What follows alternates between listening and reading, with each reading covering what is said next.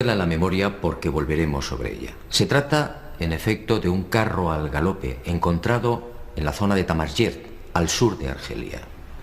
Una pintura como otras que iremos viendo, que guarda una estrecha relación con la historia que quiero contarle. Otra historia oficialmente imposible, que no será del agrado de los arqueólogos ortodoxos. Pero la verdad, como usted sabe muy bien, no es patrimonio de nadie. Sígame y juzgue por sí mismo.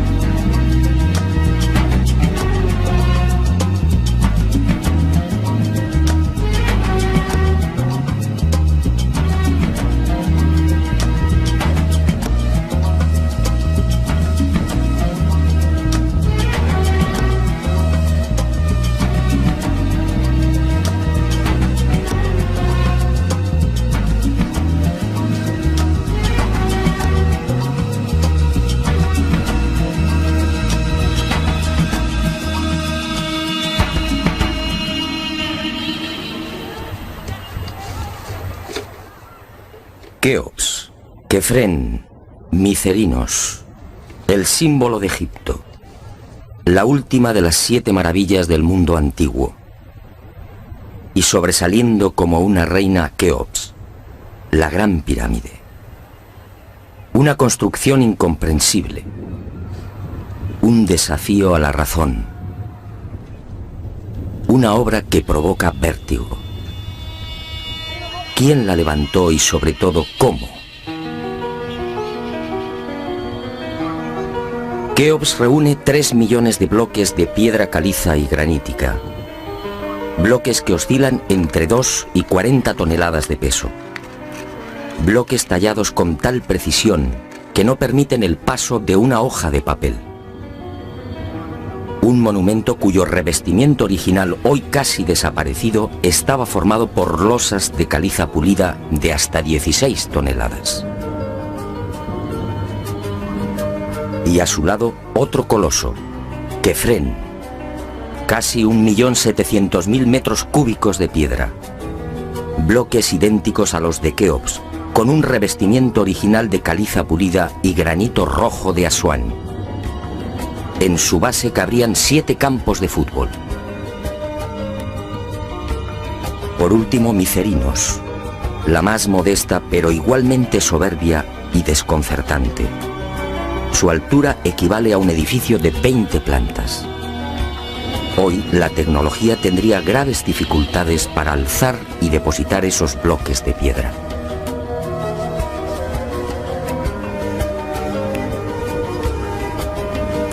A la vista de estas mareantes cifras, el mundo se pregunta, ¿cómo lo hicieron? Para la arqueología oficial no hay duda. Las pirámides de Giza fueron obra de los faraones y se levantaron hace 4.600 años. Los bloques fueron trasladados desde las vecinas canteras de Tura y Mojatán, a escasos kilómetros del Cairo, y encajados en los respectivos monumentos mediante el uso de gigantescas rampas. Rampas, dice la arqueología, por las que miles de obreros empujaban los bloques con el auxilio de rodillos de madera.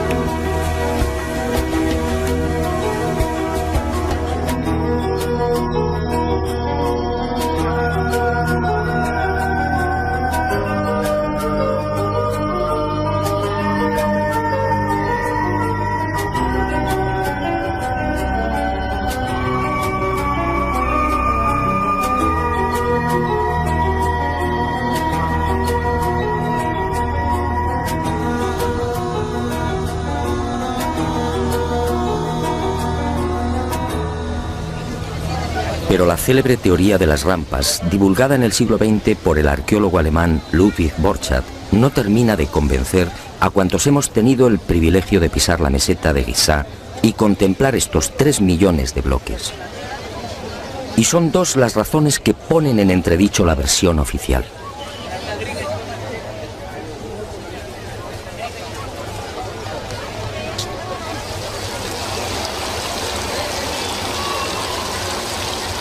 Según los arqueólogos, la Gran Pirámide fue construida por Keops, el faraón que reinó entre los años 2590 y 2567 a.C.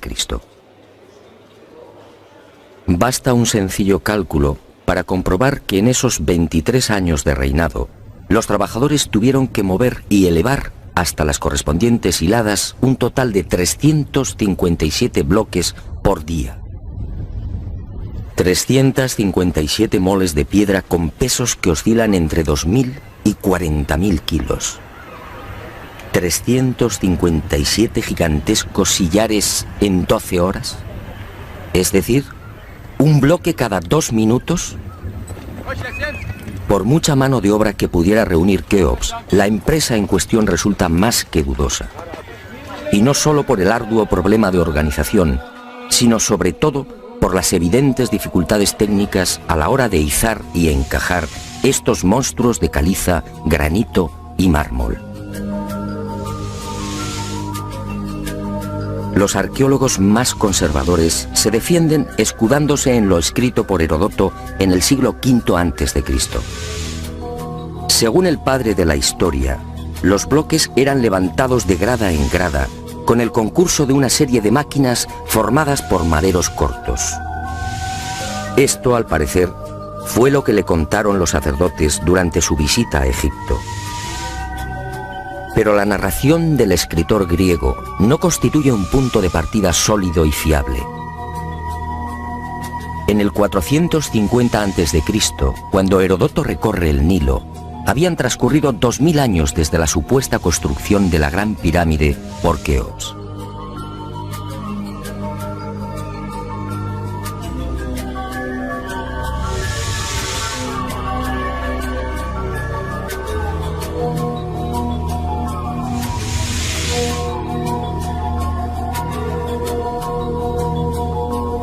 Heródoto no menciona las rampas, ni se atreve tampoco con el espinoso problema de los 357 bloques por día. Heródoto cuenta lo que le contaron. ¿Es esto una prueba científica para determinar cómo y cuándo se levantó la Gran Pirámide?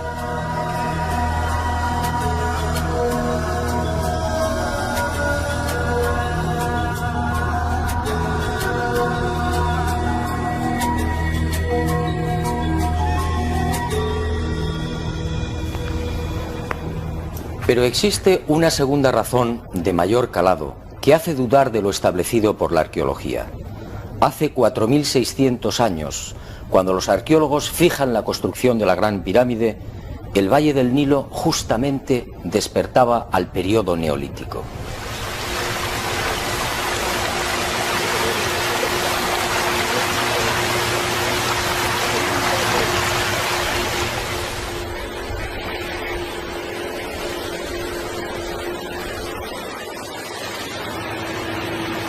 En otras palabras, tanto en el sur, en el Alto Egipto, como en las regiones del Fayum y del Delta Occidental, los habitantes malvivían en chozas de juncos y adobe. Se hallaban todavía en la edad de piedra, con un precario desarrollo agrícola y un incipiente pastoreo. Sus herramientas eran groseras, basadas principalmente en la industria lítica. Sería 3 siglos después, hacia el 2300 a.C., cuando estos pueblos entrarían en la Edad del Bronce. Y surge la primera gran contradicción. Si Egipto cambia la piedra por el bronce en el 2300 a.C. aproximadamente, ¿cómo pudieron levantar la Gran Pirámide 300 años antes? ¿Con qué herramientas? ¿Con qué clase de conocimientos? ¿Cómo explicar semejante salto cualitativo?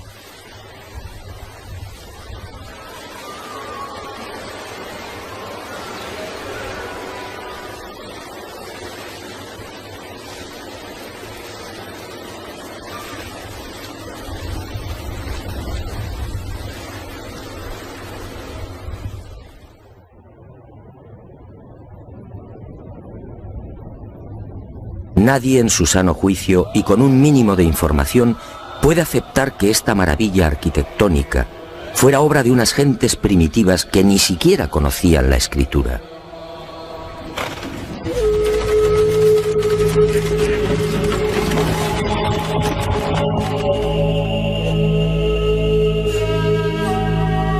El testimonio de Heródoto, en efecto, deja mucho que desear. Hoy cualquier arquitecto o ingeniero comprende de inmediato las graves dificultades técnicas que debieron superar los constructores de la Gran Pirámide. Las cámaras, galerías y los mal llamados conductos de ventilación exigen unos profundos conocimientos matemáticos y arquitectónicos.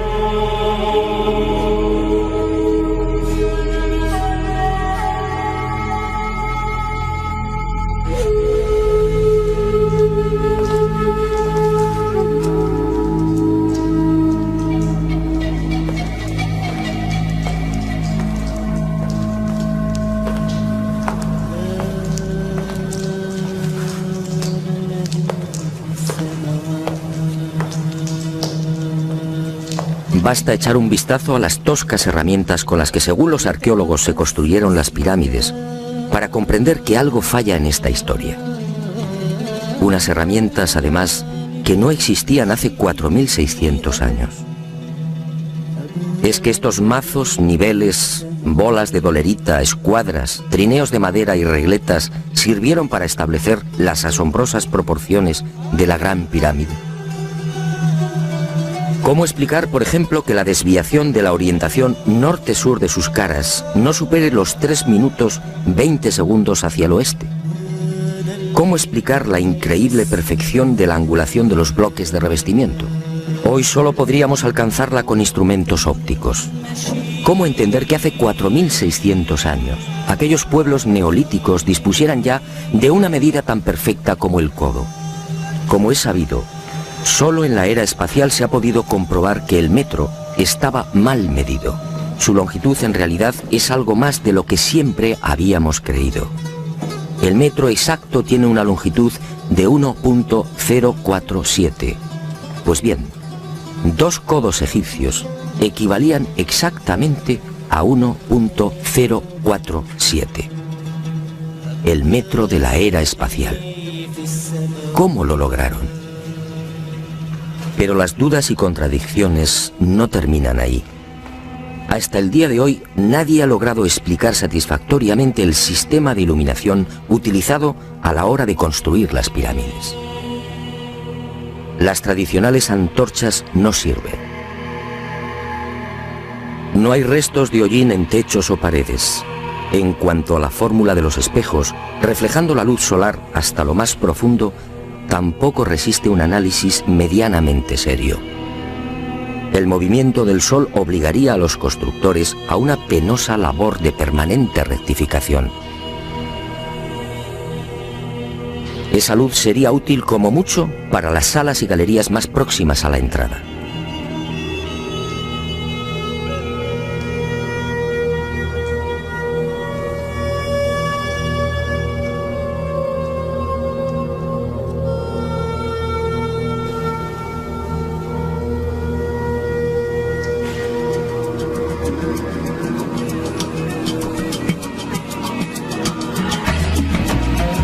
Las explicaciones de los arqueólogos tampoco convencen cuando alguien pregunta por el método utilizado para cortar los enormes bloques de granito. ¿Herramientas de cobre? Eso sería como intentar cortar una mesa de mármol con unas tijeras.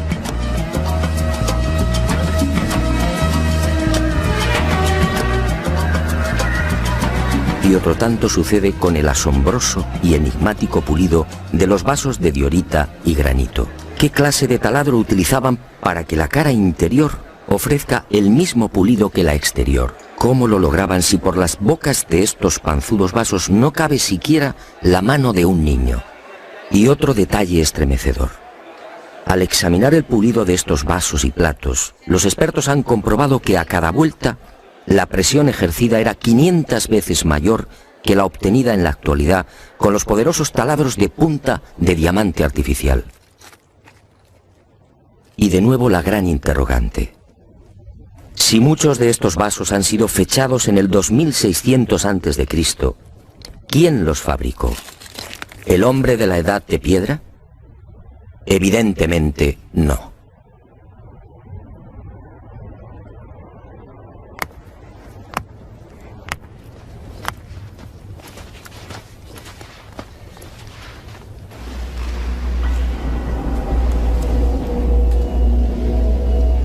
¿Y quién fue capaz de un pulido como el que presenta el supuesto sarcófago de la pirámide de Keops? El acabado en el bloque de granito resulta imposible para un hombre del Neolítico. Mientras las esquinas aparecen absolutamente cuadradas, el índice de imperfección de la superficie del sarcófago no llega a 2/10 milésimas de pulgada. Es decir, la 10ª parte del espesor de un cabello humano. Esa perfección en el trabajo sobre la negra y dura diorita alcanza su máxima expresión en la estatua del citado faraón Kefren, hallada en el Templo del Valle, junto a la pirámide que lleva su nombre. El pulido de la misma es tal que solo cabe el silencio. Nadie sabe, nadie entiende cómo se logró semejante belleza hace 4500 años. ¿Y cómo explicar la técnica empleada para la ejecución de estas perforaciones? Son perfectamente visibles en muchos lugares del Egipto faraónico. Aquí, en la entrada real de la pirámide de Keops, tenemos una muestra. Para la arqueología no hay misterio. Estos orificios, dicen, se conseguían mediante la introducción en la piedra de un cilindro hueco que al girar cortaba el granito. Pero al examinar la espiral grabada en el interior, algo no concuerda con la versión oficial. La distancia entre línea y línea es de 2.5 milímetros. Nosotros en la actualidad, utilizando taladros con punta de diamante artificial, solo podemos alcanzar 0.05 milímetros por vuelta.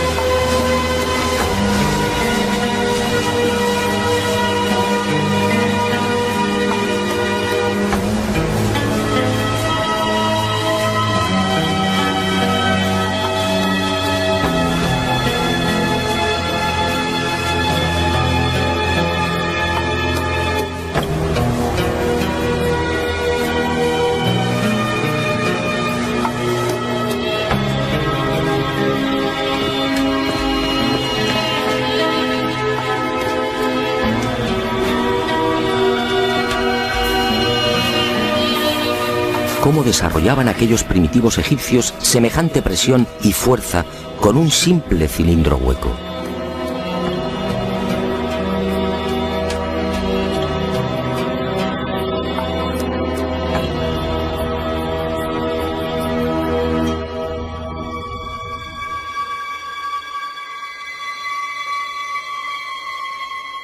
Y aunque algo posterior en el tiempo, también lo descubierto en la tumba de Tutankamón nos deja con la boca abierta.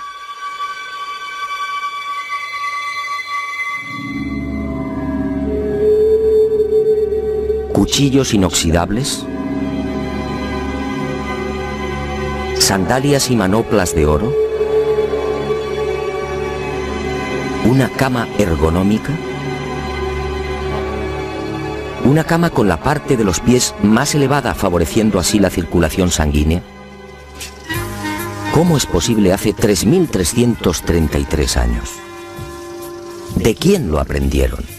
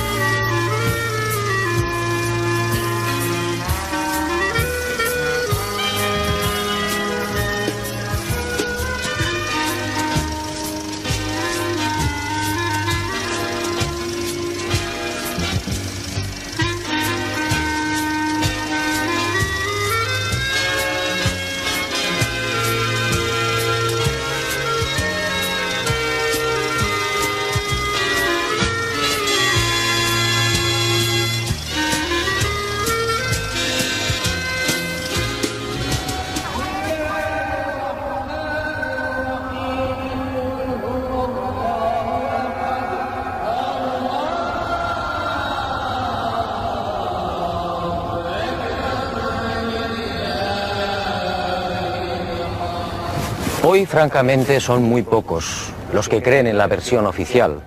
Hace 4.600 años, los pueblos que habitaban esta región no estaban en condiciones de imaginar siquiera este portento arquitectónico. Pero entonces, ¿quién levantó las pirámides?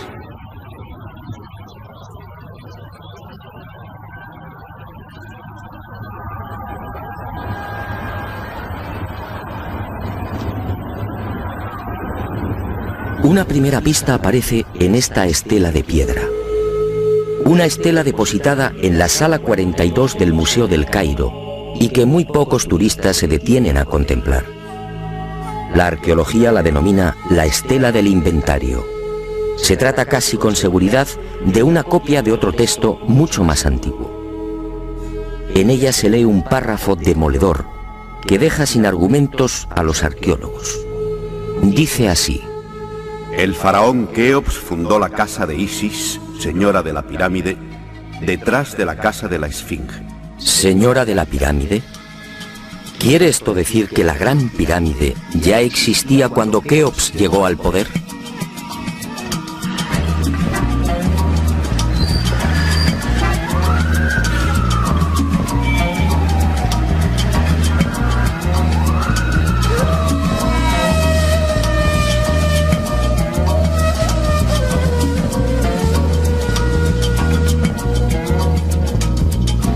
La segunda pista, mucho más espectacular, se encuentra a casi 3.000 kilómetros del Cairo. Y hacia allí nos dirigimos.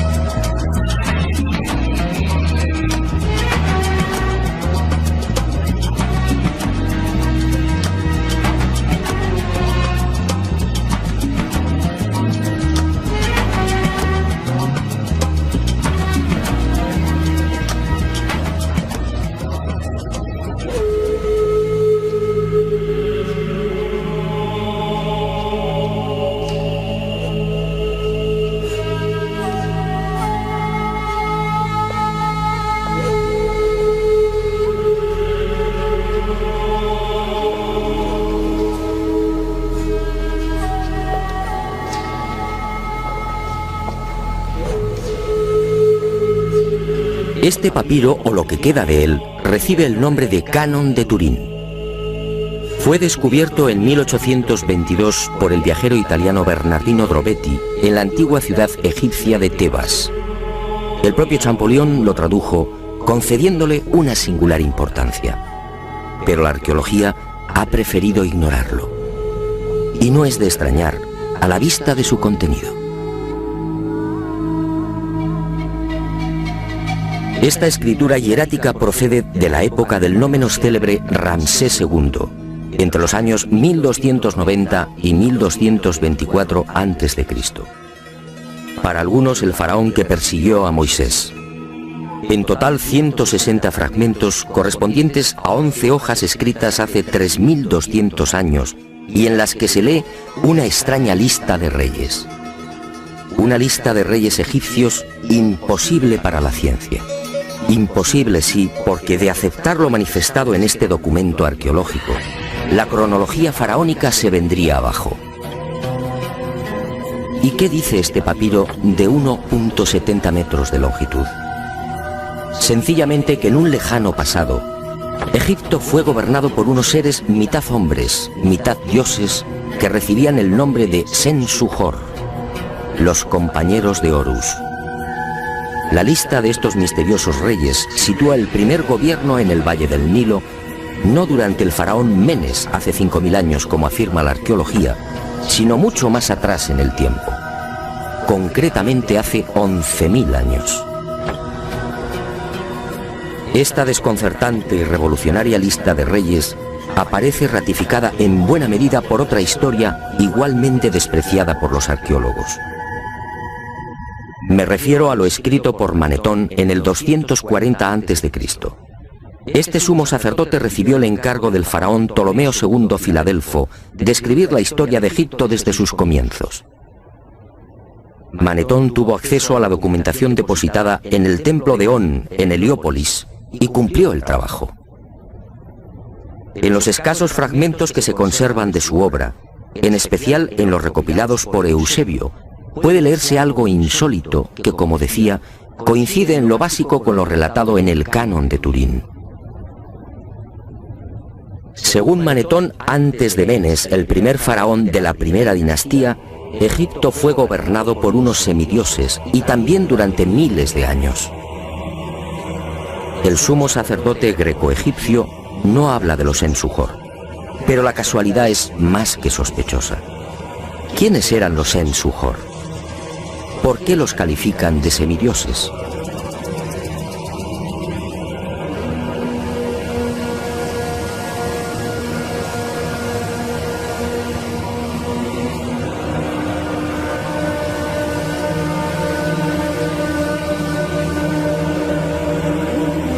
Para los arqueólogos más conservadores, los Sen-Suhor y la información suministrada por Manetón son pura fantasía.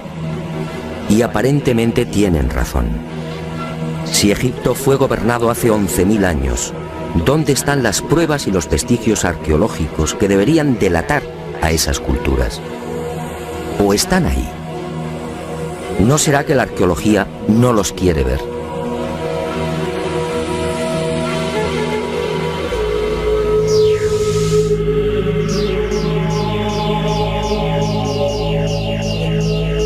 El presente descubrimiento se debe al investigador español Manuel Delgado. Él fue el primero en percatarse de lo que guarda el nuevo Museo Nubio. Todo un hallazgo que ofrecemos en primicia y que una vez más nos hace dudar de la cronología oficial. Este huevo de avestruz fue descubierto en la tumba 96 del cementerio 102 en Nubia por el arqueólogo inglés Cecil Malaby Firth. El hallazgo tuvo lugar en 1907, pero dada su naturaleza, fue silenciado. Alguien dibujó sobre él y lo depositó junto al cadáver. Evidentemente se trataba de un objeto muy querido por el difunto. En una de las superficies pueden apreciarse los dibujos de un avestruz y algunas plantas. En la opuesta, oh sorpresa, otra escena imposible: el curso del río Nilo y las siluetas de unas construcciones muy familiares, las 3 pirámides de la meseta de Giza.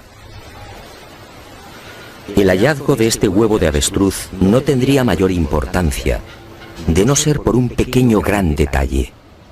Según los investigadores, los restos humanos de la citada tumba 96 se remontan a la cultura Nagada I, es decir, alrededor de 7000 años. 7000 años. Algo en efecto no cuadra. Si la arqueología afirma que las pirámides de Giza fueron levantadas hace 4.600 años, ¿cómo es que aparecen dibujadas en una sepultura de hace 7.000? Pero las pruebas que apuntan a un pasado mucho más remoto de lo que pretende la egiptología no terminan ahí. En 1991 volvió a encenderse la polémica. Esta vez el protagonista fue Abu el-Hol, el padre del terror, nombre dado por los naturales de la región a la mítica esfinge.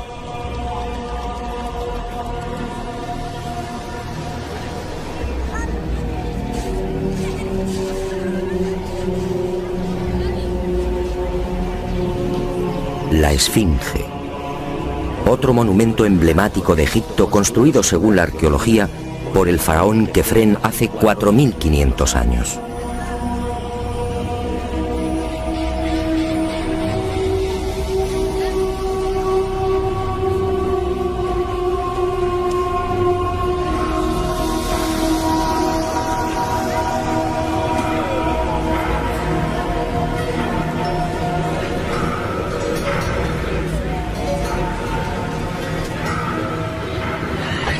Lo que hoy podemos contemplar tiene escasa relación con la estampa original.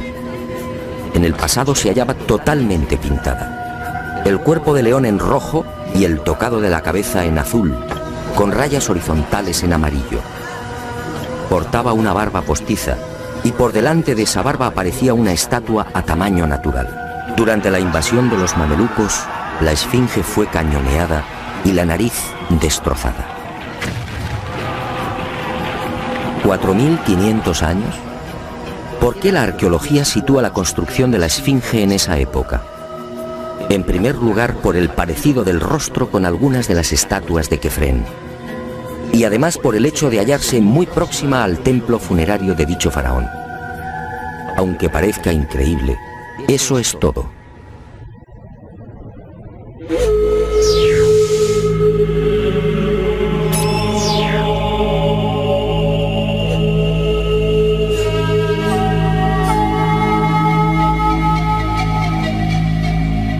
Y en 1991, como decía, los arqueólogos fueron arrinconados de nuevo contra las cuerdas. Un equipo de la Universidad de Boston, dirigido por el geólogo Robert Scott, dio a conocer un estudio que retrasaba la construcción de la esfinge en varios miles de años. Mediante la utilización de ondas sonoras y micrófonos especiales, los geólogos norteamericanos exploraron las rocas que forman parte de la esfinge. El resultado fue asombroso. La zona delantera del monumento y parte de las paredes del foso que la rodea presentan una erosión de 2 metros de profundidad, provocada por las lluvias. En la época de Kefren, supuesto constructor de la esfinge, esta región era un desierto. La única explicación a esa erosión acuática hay que buscarla en un clima especialmente húmedo, entre el 5000 y el 7000 a.C.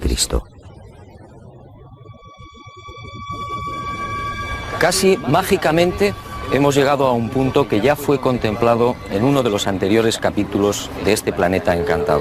¿Recuerda?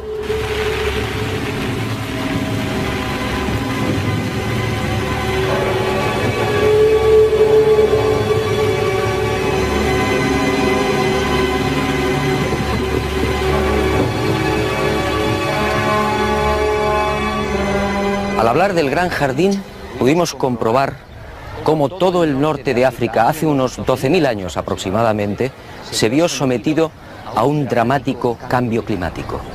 En otras palabras, la Universidad de Boston acertó.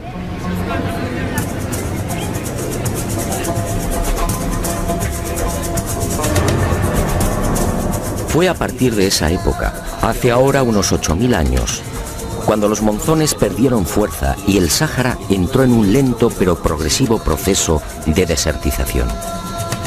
Y fue justamente hace 4.500 años, cuando la arqueología fija el momento de la construcción de la esfinge, cuando estas tierras fueron definitivamente abandonadas por las lluvias. Kefren, por tanto, no pudo levantar la esfinge. Como mucho, quizá la restauró. El padre del terror estaba aquí desde mucho antes. La huella de las torrenciales lluvias registradas en el llamado Gran Húmedo Holocénico es incuestionable. Y algo similar vino a suceder con el investigador Robert Bauval. 20 años antes, este ingeniero egipcio se atrevió a difundir una hipótesis que conmocionó a los seguidores y amantes del Egipto faraónico. Para Bauval, las pirámides de Giza no son construcciones aisladas. Las tres forman parte de un plan unificado minuciosamente diseñado. Y para irritación de los arqueólogos más conservadores, formuló una teoría que volvía a poner en tela de juicio la ya desacreditada cronología oficial. Por un lado, la geología demuestra que la Esfinge tuvo que ser construida en pleno gran húmedo, es decir, hace más de 9000 años. Por otro, el papiro de Turín y Manetón aseguran que unos semidioses gobernaron el valle del Nilo hace 11.000 o 12.000 años, quizá más. También el huevo de avestruz hallado en la tumba 96 en Nubia nos dice que las pirámides existían ya hace 7.000 años, y la tesis de Bauval pone punto final, insistiendo de nuevo en esa misteriosa fecha: 12.500 años.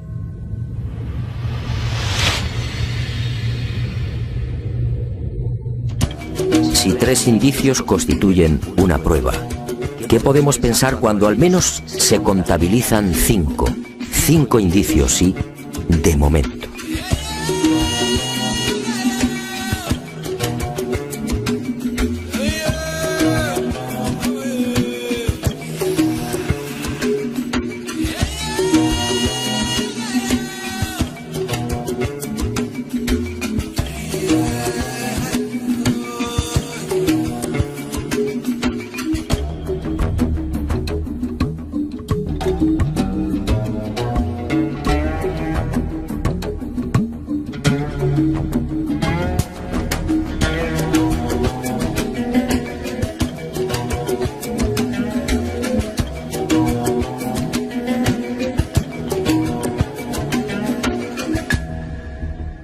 No, las pruebas que contradicen la versión de la arqueología oficial no han concluido.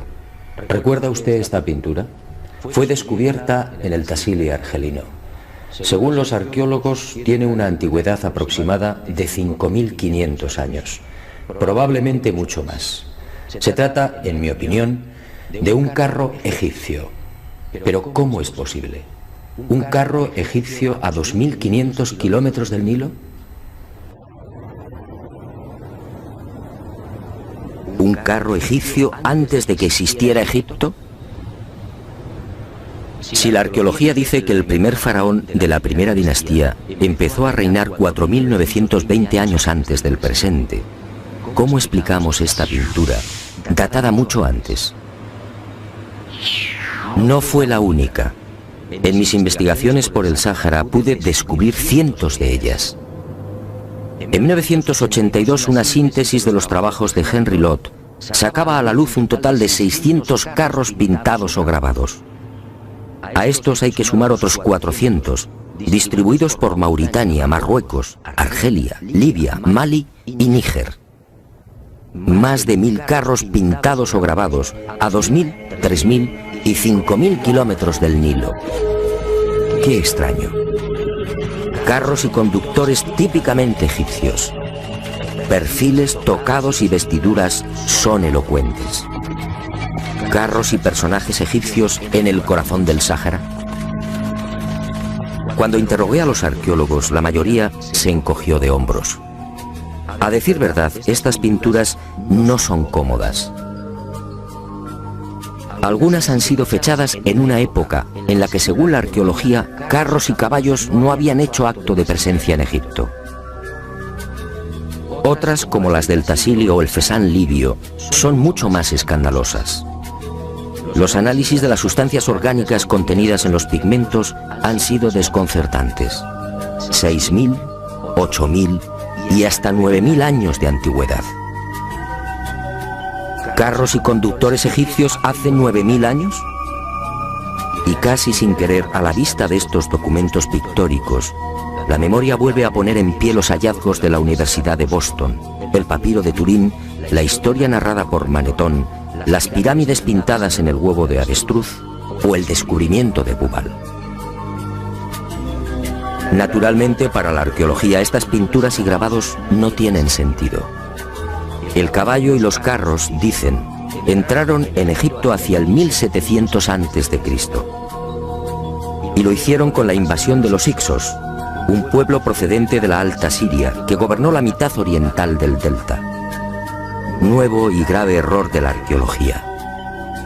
El caballo y los carros, como demuestran estas pinturas y grabados, ya existían en el Sáhara mucho antes de la XIII dinastía. Otra cuestión es que no quieran reconocerlo. Y es comprensible. Si los egipcios y su cultura proceden del Sáhara, ¿en qué queda la supuesta hegemonía del Egipto faraónico?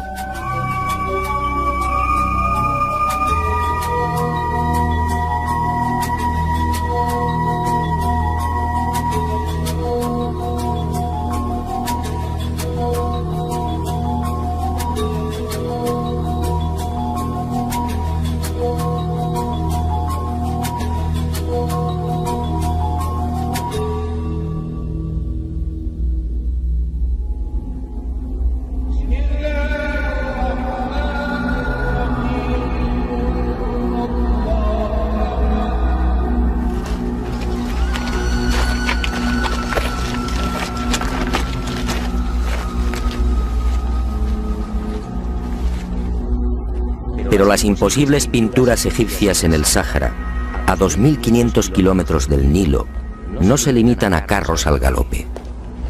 Otras, para desconcierto e irritación de la arqueología, presentan escenas muy diferentes. Ofrendas.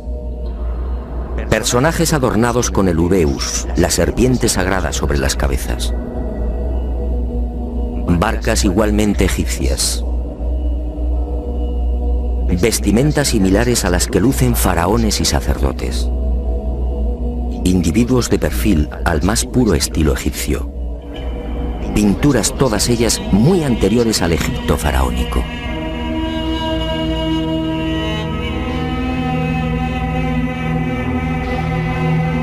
Barcas egipcias en pleno desierto. Si estas pinturas, como aseguran los confusos y confundidos arqueólogos, fueran tan solo el testimonio de la influencia de la 18 dinastía en esta remota parte del Sáhara, ¿cuál sería el sentido de las mismas? En esa época, durante la 18 dinastía, hace 3.500 años, esta zona era un desierto idéntico al que ahora vemos. ¿Barcas en un infierno de piedra y arena? ¿Y por qué ignoran la datación? Si estas pinturas se remontan a 9.000 años, entonces las barcas sí están justificadas. En esa época, como se recordará, el Sáhara era un jardín, con ríos tan anchos y caudalosos como el actual Amazonas. Pero las extrañas coincidencias van más allá. En esta tumba, a lo largo de más de 120 metros, hace 3.100 años, Ramsés III mandó pintar lo que se conoce como el Libro de las Puertas, una especie de cartografía del más allá, una síntesis de la religión del inframundo, la religión del río infernal, la religión que partió del Sáhara y que posteriormente, con las migraciones, apareció entre los guanches, los íberos y los etruscos. ¿Casualidad? ¿Y qué decir de los cientos de representaciones de la vaca sagrada Hathor, del buey Apis o del carnero Amón, todos egipcios con el disco solar entre los cuernos? ¿Cómo explicar que estas mismas imágenes podamos encontrarlas en las pinturas y grabados rupestres de Marruecos, Libia o Argelia? Grabados y pinturas, no lo olvidemos, de 9.000, 10.000 y 12.000 años de antigüedad, es decir, muy anteriores a los bóvidos egipcios. Para el que lo quiera ver, está muy claro. El dios Sol o Amón-Ra de los egipcios, el Achamón de los guanches o el Baal-Jamón de los fenicios tienen un origen común: el profundo y olvidado Sáhara.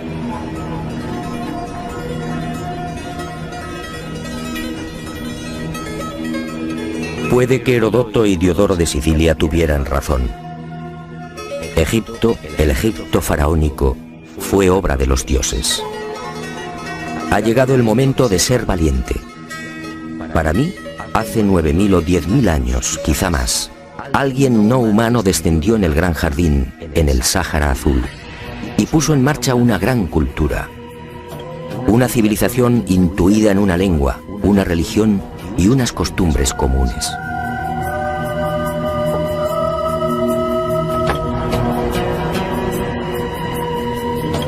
Esos seres, esos dioses de cabezas redondas pintados en Tassili, podían proceder de Orión.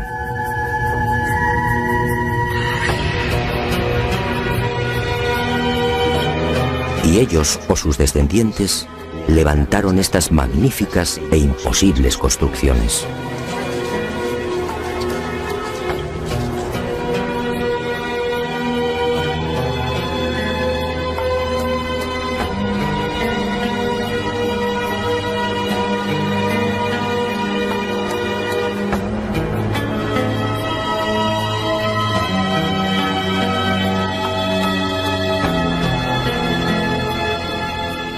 ¿Cree usted que se trata de un sueño?